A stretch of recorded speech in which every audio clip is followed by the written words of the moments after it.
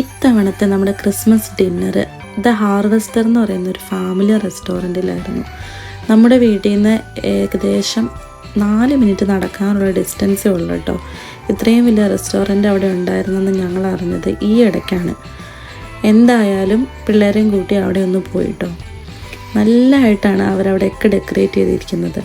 ഇവിടെ ക്രിസ്മസ് എന്ന് പറയുമ്പോൾ ഒക്ടോബർ ആകുമ്പോഴത്തേക്കും തുടങ്ങും കേട്ടോ ക്രിസ്മസ് ഡെക്കറേഷൻസ് എല്ലാം.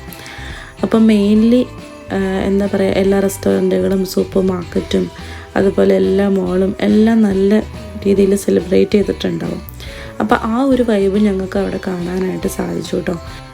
എൻ്റെ 2 പിള്ളേർക്കും അവിടെ ഡെക്കറേറ്റ് ചെയ്തിരുന്നതെല്ലാം നന്നായിട്ട് ഇഷ്ടപ്പെട്ടു, എൻജോയ് ചെയ്തു. സാറക്കുട്ടനാണെങ്കിൽ ആ ബോളൊക്കെ കണ്ടിട്ട് എടുത്തുകൊണ്ട് പോകുമായിരുന്നു. ഞങ്ങളപ്പോൾ എന്തായാലും ഫുഡ് ഓർഡർ ചെയ്തിട്ട് വെയിറ്റ് ചെയ്തിരിക്കുമായിരുന്നു കേട്ടോ.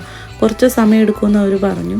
അപ്പോൾ ഇനീഷ്യലി നമുക്ക് സാലഡ് അതുപോലുള്ള കാര്യങ്ങളൊക്കെ അവിടെ നിന്ന് നമുക്ക് ഒരു ബൗളിലെടുത്തിട്ട് നമുക്ക് തന്നെ സെർവ് ചെയ്ത് കഴിക്കാവുന്നതാണ്. മെയിൻ കോഴ്സായിട്ടാണ് നമ്മൾ വെയിറ്റ് ചെയ്തിരിക്കുന്നത്. അതിന് എന്തായാലും ഒരു 20 to 25 മിനിറ്റ്സ് എങ്കിലും വെയിറ്റ് ചെയ്യേണ്ടി വരും. ആ സമയത്ത് നമ്മൾ നമ്മുടെ ടമ്മി മൊത്തത്തിലങ്ങ് ഫില്ല് ചെയ്യാതെ തന്നെ കുറച്ച് സാലഡും കാര്യങ്ങളൊക്കെ കഴിക്കുകയാണ് കേട്ടോ.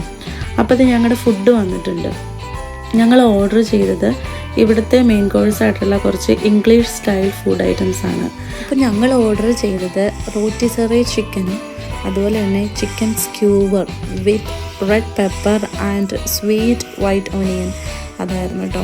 എന്താണെന്നൊന്നും ഇതിനു മുമ്പ് കേട്ടിട്ടോ കണ്ടിട്ടോ ഒന്നുമില്ല, പക്ഷെ അങ്ങ് ഓർഡർ ചെയ്തു. 2 ചിക്കൻ്റെ തന്നെ വെറൈറ്റീസ് ആയിരുന്നു കേട്ടോ.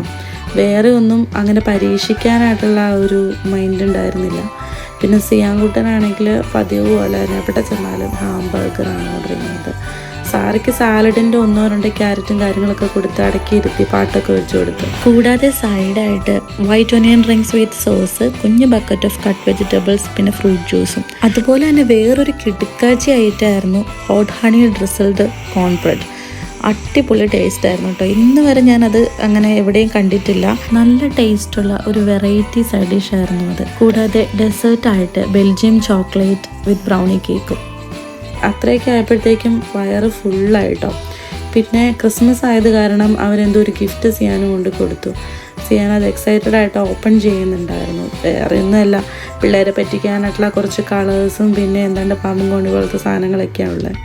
അങ്ങനെ ഫുഡൊക്കെ കഴിച്ച് സെറ്റ് ആദ്യമായിട്ടാണ് കേട്ടോ ഇവിടെ വന്നിട്ട് ഒരു ഇംഗ്ലീഷ് റെസ്റ്റോറൻറ്റിൽ പോയിട്ട് ഇങ്ങനെ ഫുഡ് അടിക്കുന്നത്.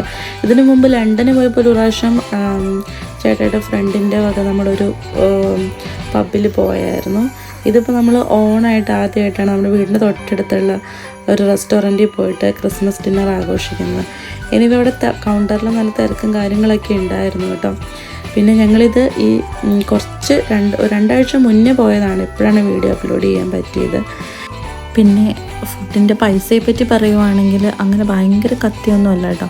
നമ്മളൊരു മലയാളി റെസ്റ്റോറൻറ്റിൽ പോയി ഫുഡ് കഴിച്ച് വരുമ്പോഴുള്ള അതേപോലെയൊക്കെ തന്നെ വയറൊക്കെ നന്നായിട്ട് നിറയുകയും ചെയ്തു. അപ്പോൾ എല്ലാവർക്കും സിയാൻസ് മീഡിയയുടെ happy Christmas and happy new year. മറ്റൊരു വീഡിയോയുമായി വീണ്ടും കാണുന്നത് വരെ